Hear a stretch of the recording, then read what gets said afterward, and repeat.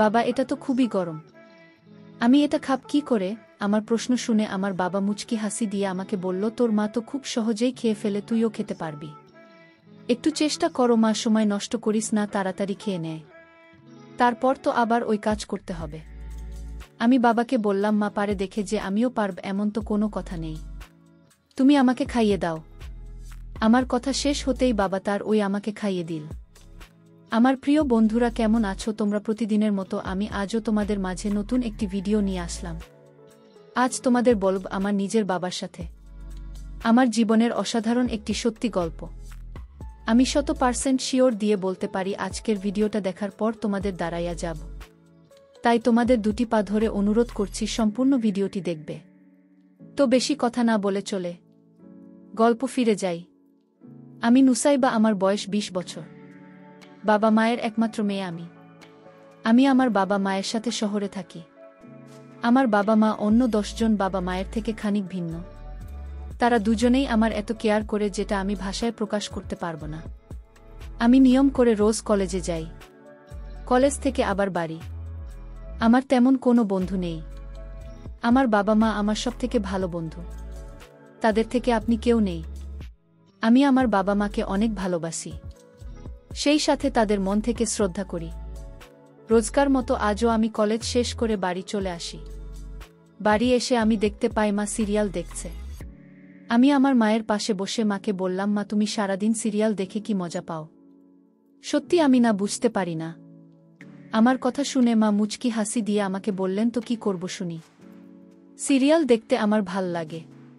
তোর কি ভালো লাগে? আমিও হেসে বললাম, আমার তো আমার মা বাবাকে দেখতে ভাল লাগে। তাছাড়া আর কোনো কিছুই তেমন ভাল লাগে না। আমার কথা শুনে মা আমার মাথায় আলতো করে তার হাত বুলিয়ে দিয়ে বললেন, পাগলি মেয়েটা, সারা জীবন কি শুধুমাত্র মা বাবাকে পছন্দ করে গেলেই হবে নাকি? নিজের জীবনের সাথে অন্য কাউকেও তো জড়াতে হবে।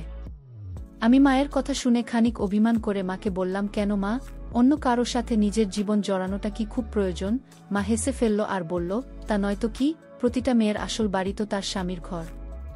এই কথাটা জানিস নাকি তুই? হুম। আমি মাকে বলি, জানি, তবে মানি না। আমার কাছে আমার বাড়ি মানেই বাড়ি। আর আমি আমার মা বাবার সাথে সারা জীবন এখানে থাকব। আমার কথা শেষ হতেই মা আমার মাথায় হাত বুলিয়ে দিয়ে বললেন, পাগলি মেয়ে একটা, এত পাগলামি করলে কি চলবে বলো? তোর পাগলামি দেখে দেখে আমিও তোকে কখনো পরের বাড়ি পাঠাতে পারবো না। দেখে নিস। আমি মাকে বললাম, পাঠাতে হবে না। আমি পড়াশোনা শেষ করে চাকরি করব। তারপর সারা জীবন তোমাদের সেবা করব। মায়ের সাথে বসে অনেকটা সময় ধরে গল্প করলাম। আমার বাবা একটা কোম্পানিতে চাকরি করেন। তিনি রোজ বিকেলে 5টায় বাড়ি ফেরেন। আমি আর মা দুপুরের খাবার খেয়ে একটু সময় আড্ডা দিলাম। বিকেল 5টা হতেই বাবা ফিরে আসেন বাড়িতে। বাবা বাড়ি ফিরতেই বাবার কাছে ছুটে চলে গেলাম। আমি বাবার সামনে এসে দাঁড়াতেই বাবা নিজের পকেট থেকে আমার জন্য কয়েকটা চকলেট বের করে আমার হাতে দিলেন। আমি চকলেট খুব পছন্দ করি। আমি চকলেট নিয়ে বাবাকে বললাম, বাবা তুমি এত ভালো কেন? আমি কিছু বলার আগেই তুমি আমার মনের সব কথা বুঝে যাও। আমার কথা শুনে বাবা মুচকি হাসি দিয়ে বললেন, তুই আমার মা, আমি আমার মায়ের কথা বুঝবো না তো কে বুঝবে? আমি আমার বাবার কথা শুনে ভীষণ খুশি হলাম।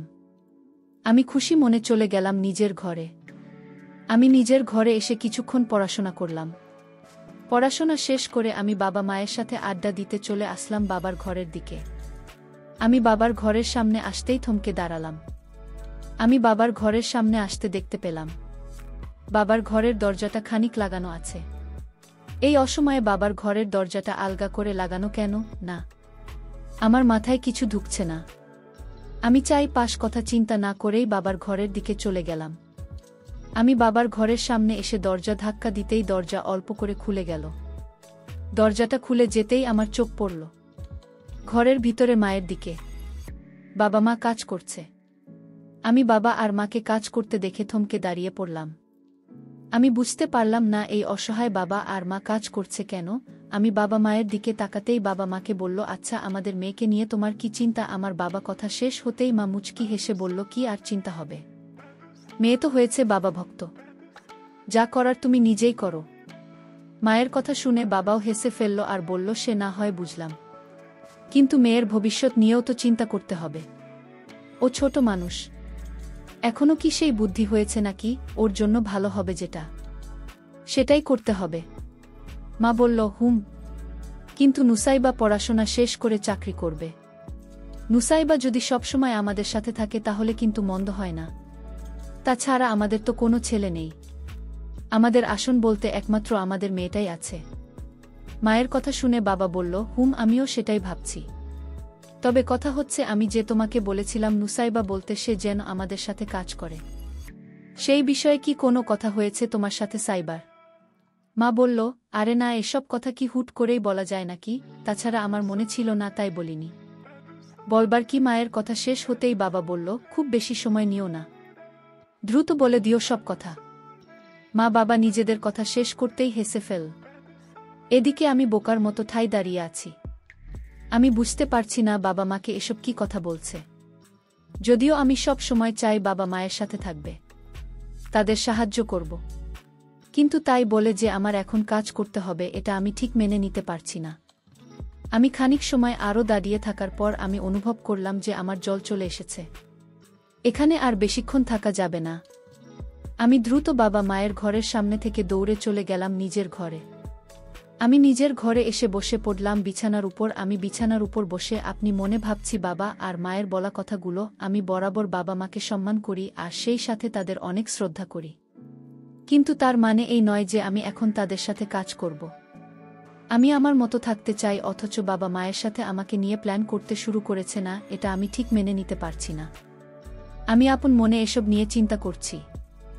বাবা মায়ের বলা কথাগুলো শুনে আমার ভিতর খানিক অদ্ভুত অনুভূতি কাজ করছে। আমার জল পড়ছে। আমি কোনো মতে নিজেকে সামলে নিতে বাবা আর মা একসাথে আমার ঘরে আসলো। বাবা আর মা আমার ঘরে এসে আমার পাশে বসে আমাকে উদ্দেশ্য করে মা বলল, নুসাইবা, কি করছিস মা? আমি মায়ের দিকে তাকিয়ে খানিক নরমালি বললাম, এই তো মা, বসে আছি। কেন, কিছু কি বলবে?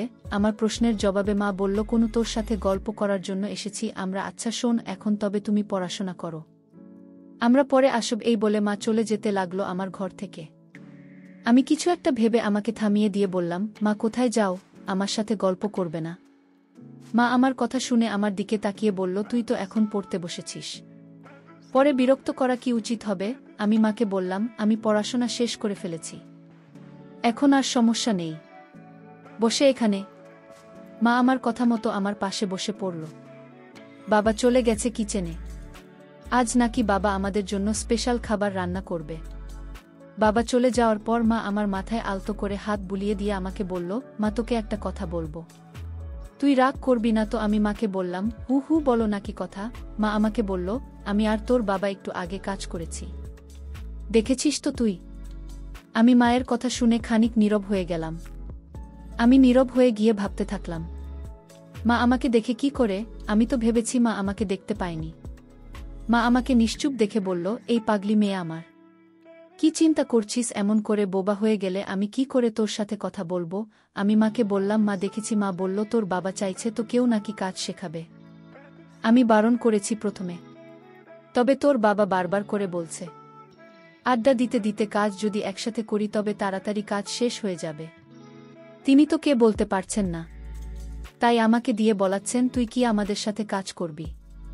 আমি মায়ের কথা শুনে ভীষণ অবাক হয়ে বললাম, না, আমি পারবো না। আমি জীবনেও এমন কাজ কখনো কি করেছি নাকি? আমি কি করে পাপ বলো? মা বলল, সমস্যা নেই, আমি শিখিয়ে দিব। তারপর তোর বাবাও আছে, তোকে শিখিয়ে দেবে। আমি মায়ের কথা শুনে আপনার মনে ভাবলাম, বাবা মায়ের সাথে কাজ করলে তো আমার আর কোনো সমস্যা হবে না। তাছাড়া আমি যদি সারাদিন শুয়ে বসে সময় কাটাই, যদি একটু কাজ করি তবে সেটা আমার জন্য ভালো হবে।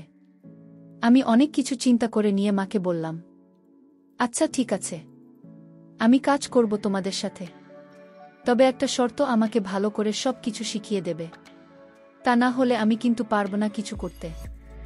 মা আমার কথা শুনে মুচকি হেসে বলল, পাগলি মেয়ে আমার, সব শিখিয়ে দেব তোকে। এখন চল গিয়ে তোর বাবাকে এই খবরটা দিয়ে আসি। এই বলে মা আমাকে তার সাথে করে নিয়ে চলে গেল কিচেনে। কিচেনে আসতেই মা বাবাকে সব কথা বলল। বাবা মায়ের কথা শুনে ভীষণ খুশি হলেন, আর আমার মুখে তার বানানো জিনিস ঢুকিয়ে দিলেন, আর বললেন, এটা খেয়ে দেখুন সাইবা, অনেক স্বাদ। তোর মা নিজে প্রশংসা করেছে। হুম, আমি বুঝতে পারলাম বাবা এটা কি জিনিস বানিয়েছে। আমি বাবাকে বললাম, বাবা এটা তো অনেক গরম, আমি এটা খাব কি করে? বন্ধুরা, ভিডিও মাঝখানে একটা কথা বলতে চাই, আমি তোমাদের আনন্দ দেওয়ার জন্য খুব কষ্ট করে ভিডিও বানাই। তাই তোমাদের কাছে অনুরোধ থাকবে অবশ্যই এই ভিডিওটি দেখে একটি লাইক করবে এবং স্বামী ব্লগ চ্যানেলটি সাবস্ক্রাইব করে পাশে থাকবেন। আমার প্রশ্ন শুনে আমার বাবা মুচকি হাসি দিয়ে আমাকে বললেন, তোর মা তো খুব সহজেই খেয়ে ফেলে, তুইও খেতে পারবি। তাড়াতাড়ি খেয়ে নে মা, তারপর তো কাজ করতে হবে। আমি বাবাকে বললাম, মা পারে দেখে যে আমিও পারব এমন তো কোনো কথা নেই, তুমি আমাকে খাইয়ে দাও। আমার কথা শেষ হতেই বাবা তার বানানো গরম জিনিসটা আমাকে তার নিজ হাতে খাইয়ে দিলেন। বাবা আজ বেগুন দিয়ে একটা জিনিস বানিয়েছে, যদিও আমি জানি না এটার নাম কি, তবে খেতে অসম্ভব মজাদার। এমন ফ্রেশ খাবার আমি সব সময় খেয়ে থাকি।